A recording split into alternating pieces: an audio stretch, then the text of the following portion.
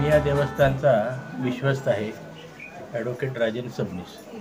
आता इतिहास जर म्हणलं तर हा गणपती 12व्या शतकापर्यंत त्याचा मागोवा जातो. कारण ही मूर्ती जर आपण बघितली तर बाकीच्या मूर्ती कोण पूर्व, पश्चिम, दक्षिण, उत्तर दिशेला असतात. हिची जी आहे ती आग्नेय नैऋत्य दिशेला आहे. अशी कुठेही मूर्ती म्हणजे माझ्या तर बघण्यात नाही किंवा कुठे आपण जे काय आत्तापर्यंत जुन्या मूर्ती बघतो त्यात आढळत नाही. त्यामुळं ही एक युनिक मूर्ती अशी आहे. आणि 12व्या शतकातली का तर शालिवाहन काळात जेव्हा हा किल्ला बांधला गेला त्यावेळेला पहिलं आपल्या धर्मात काय सांगितलं की गणपतीची प्रतिष्ठापना, गणपतीची त्या काळात ही मूर्ती केलेली असावी. आणि ही उजव्या सोंडी जी आहे, नागबंध तिला आहे.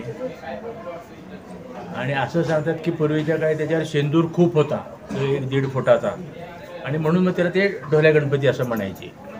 आता त्याच्याचा शेंदूर काढून हे केलेलं आहे. नुकतंच याच्या जीर्णोद्धाराच्या दृष्टीनं प्लॅन काढलेला आहे, एस्टिमेट केलेलं आहे. काही तांत्रिक बाबी ज्या आहेत सरकारी त्या पूर्ण झाल्या की पुढल्या वर्षी या ठिकाणी नियोजित मंदिर आपल्याला नवीन दिसणार आहे. ओके, तर आज गणेश जयंती आहे, यानुसार काय कार्यक्रम असतील? हां, गणेश जयंती जी आहे ती आज माघ वद्य चतुर्थी, आज गणेश जन्म. पण या ठिकाणी माघ वद्य प्रतिमापासून 4 दिवस ओळीनं आम्ही काही भजन असतं, पहिल्या दिवशी कीर्तन असतं, कोणाचं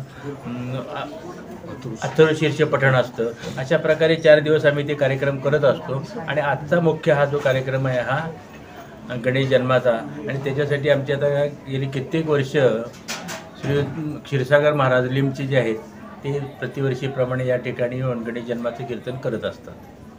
आणि धार्मिक कार्यक्रम एवढाच आमचा उद्देश, म्हणजे ट्रस्ट झाल्यानंतर, मंदिर झाल्यानंतर सुद्धा इथं धार्मिकच कार्यक्रम होणार जास्त, त्यालाच प्राधान्य. म्हणजे काय गणेश याग असेल आणि काय असेल अशा प्रकारे त्याला प्राधान्य दिलं जातं.